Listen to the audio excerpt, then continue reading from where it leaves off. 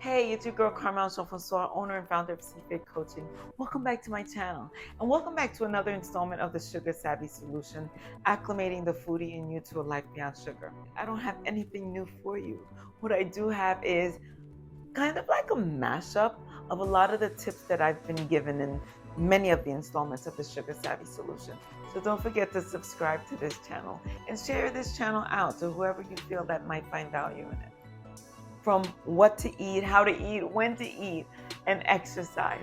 All the tips. You're going to hear a lot of repetition, but that's only because I really want to hone in the message. Sharing the tips that I've shared here before, all about the food, the type of food, how to avoid the spikes, how to combat the food and sugar addictions, and also suggestions on exercises. It's all here.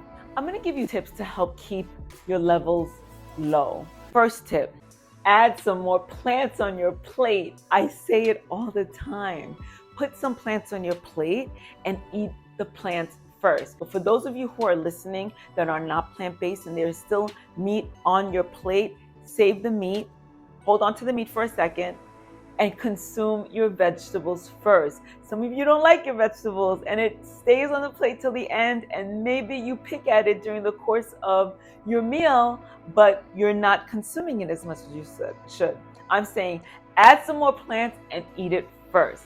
The second thing I want to offer you, research shows that you have sweet foods for breakfast, like our typical muffins, like our typical granola bars and breakfast cereal. It shoots up our blood sugar levels and comes down, and it just sets us up on this crazy sugar spike roller coaster for the course of the day.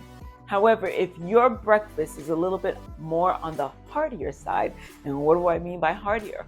A nice full breakfast that does not include anything sweet. And what does that look like? That could look like last night's dinner leftover. It could include a bowl of quinoa and lentils, maybe mixed in with some vegetables and protein, tofu, tempeh, avocado. So your morning breakfast being a little bit on the heartier side would look a little bit more like what we know to be dinner. Now, as your whole food, plant-based, vegan, and fitness coach, I'm going to come right out and tell you the main things on this list that I need you to concentrate on is movement and going plant-based. Hear me clearly. And going plant-based does not mean that you have to go completely meatless.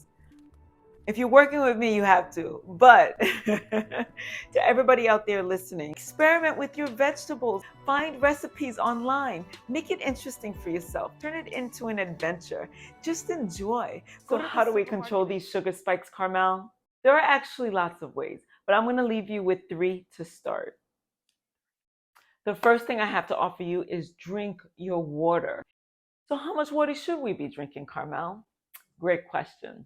We really should be drinking half our body weight in ounces. If the weight that you want to be is 150 pounds, then you should be consuming 75 ounces, which is half of 150, 75 ounces of water per day. So go ahead and drink your water because it plays a crucial role in us releasing the excess sugar that is in our bodies. The second tip I have to offer you is fiber. Eat more fiber. And fiber, where can you find fiber? You'll find it in your leafy greens. You'll find it in your nuts, your legumes, your grains, your sweet potato, your brown and wild rice. It's so important that we're eating whole foods because whole foods, including our fruit, they all have fiber. And what's so special about fiber? Well, what fiber does is fiber helps slows down the digestion process. And so what does that mean? That means that sugar digests so much more slowly, and there's not such a quick influx of sugar in our bloodstream. So that's why fiber is so important to be present at each and every one of our meals. And the last tip that I have to offer you for today is my favorite. It's exercise. Exercise. Our body shuttle buses the sugar that's in our blood to our cells simply because it knows that right now we're moving. We need our muscles and we need our muscles to have energy. So let's get this sugar right into the cells where they belong to give us some energy to move. And the ideal time to exercise is within the first hour and a half after you've eaten. So within 90 minutes of having eaten your last meal, you should be using your body in some way, shape, or form. It means 10 minutes of movement. even if it's at your desk, right? Doing some calf raises, taking a walk around the block, dancing, taking the dog out for a walk, any type of movement, 10 minutes.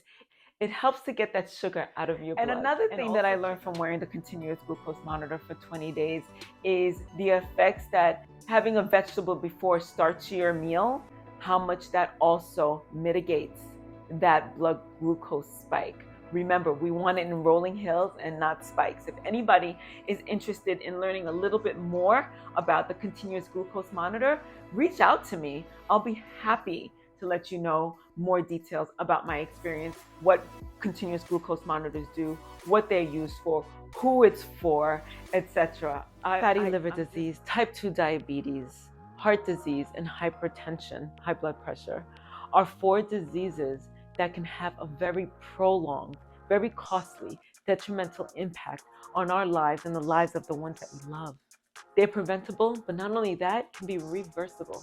But the trick is to recognize it and get out in front of it. How do we do that? How? We can do that by introducing more plants to our plates, adding in the fruits and vegetables, the plants and seeds, legumes and grains onto our plates. We do it by cutting out the sugar or consuming less of it. Sugar has no place in our bodies. And I know what it's like. I too battle with sugar addiction. And that's what makes me so passionate about what I speak about when I speak about sugar. An hour and a half, you should engage in physical activity again to help lower your blood sugar levels. You know your body. You know how you feel, and you know what you can stand. So together with your physician, with your doctor, you can figure out when it is best for you to go out after your meal, after your snack, in order to engage in some sort of physical activity or exercise to help lower your blood sugar levels. It's a matter of paying attention and seeing how you feel. All right, everyone. This is where I'm going to plug in my own exercises that I have right here on my YouTube channel. I'm going to put some links down below that would be ideal for the average person and the above average person to get into within a few hours after having eaten your meal. And you could take it as moderately or as briskly as possible. Just don't overdo it. Pay attention to how you feel and enjoy. And let me know which ones you like the best. So with that said, you don't have to get into an exercise workout program or routine. You can go shopping. You can go out and garden. You can clean up the house. I know, I'm sorry. Vacuum, dance, play with the kids, take the dog out for a walk, or just go out for a walk and maybe take your phone with you and call a friend. And since I have you here, and since exercise is my jam, I just wanted to highlight a few other ways that exercise actually benefits our body, our overall health and longevity.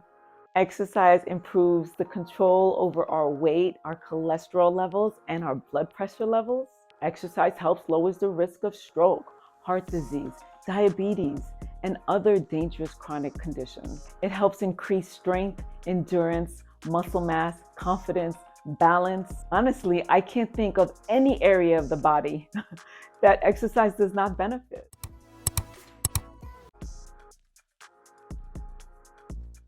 Thanks for watching. Ciao, ciao. See you next time. So I'm providing many of the tips, none of the education really. So we're getting straight to the bottom of it and what it is that I suggest that you do. Now, remember, I am your health and wellness, fitness, and nutrition coach. I am not your paid professional. Everything I share here is for informational purposes only. So keep that in mind as you watch. But many of the suggestions are heartfelt and they come from a place of experience.